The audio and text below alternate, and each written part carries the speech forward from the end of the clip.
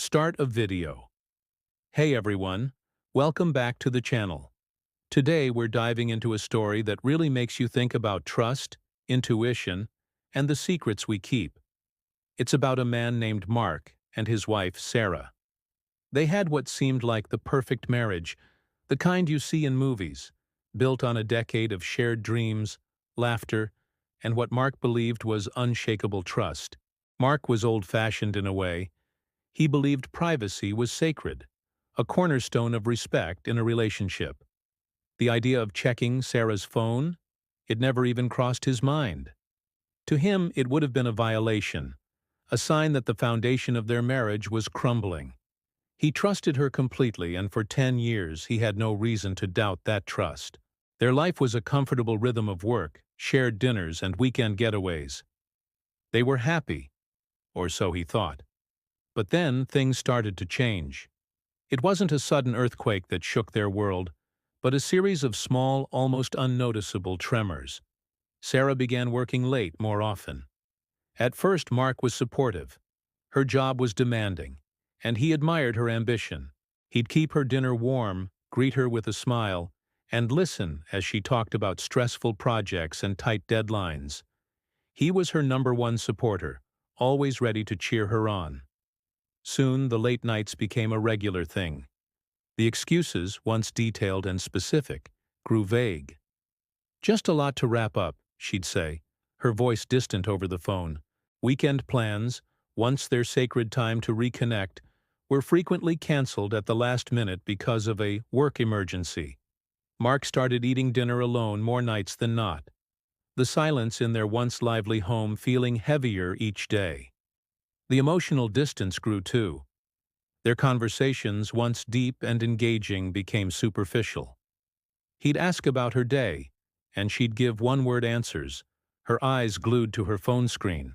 She was physically present but emotionally a million miles away. Mark felt a chill seeping into their relationship, a coldness he couldn't quite name but could feel in his bones. He tried to talk to her about it, gently asking if everything was okay, if she was stressed or unhappy. Each time she'd dismiss his concerns with a wave of her hand. "Don't be silly, Mark," she'd say. "I'm just tired. Work is crazy." He wanted to believe her. He clung to the image of the woman he had married, the woman who shared his hopes and fears. He told himself this was just a phase, a rough patch, that all long-term couples go through.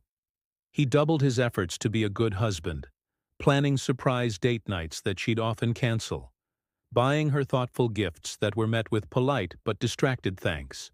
He was fighting a battle to save his marriage, but it felt like he was fighting alone. A knot of unease tightened in his stomach, a quiet voice in the back of his mind whispering that something was seriously wrong. He ignored it, choosing to trust his wife instead. The breaking point arrived on a quiet Tuesday evening. It was their anniversary. Mark had come home early, filled the house with the scent of Sarah's favorite lilies, and was in the middle of cooking a gourmet meal.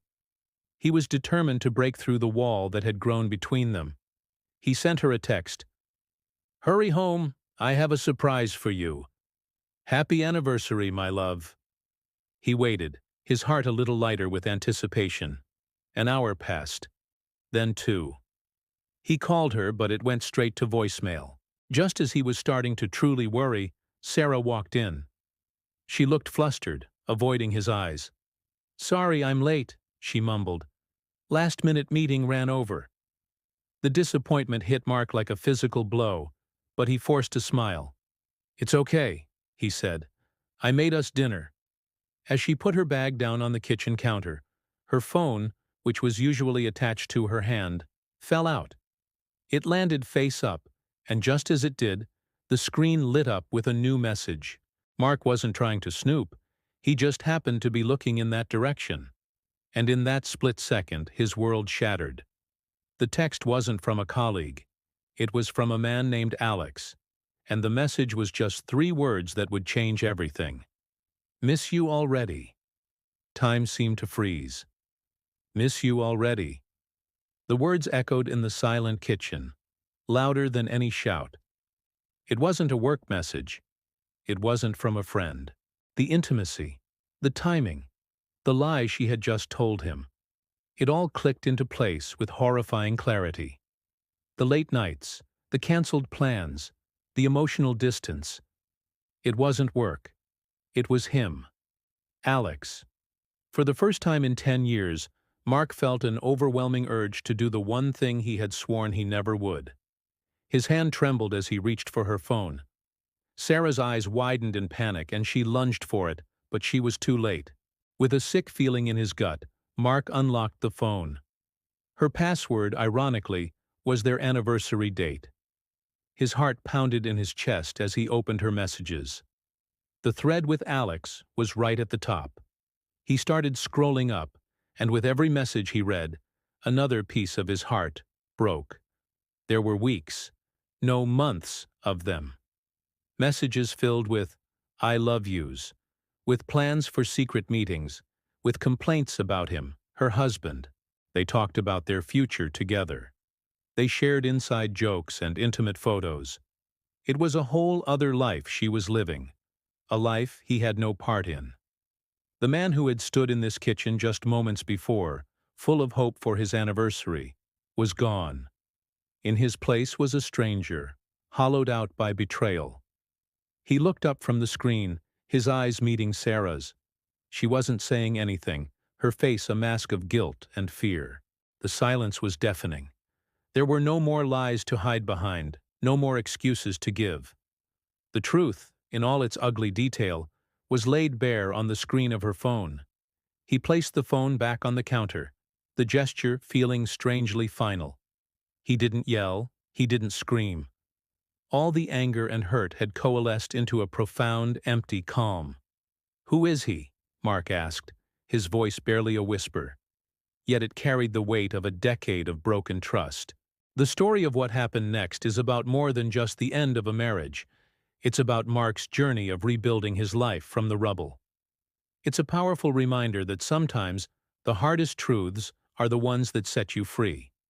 Trust is a fragile thing, and once it's broken, it can change the course of everything. Thank you so much for listening to this story with me today. It's a tough one, but there are important lessons in it. If you've been through something similar or just found this story impactful, let me know in the comments below. Your thoughts and experiences are so valuable. Don't forget to like this video if it resonated with you, and subscribe to the channel for more stories that make us think. Take care of yourselves, and I'll see you in the next one.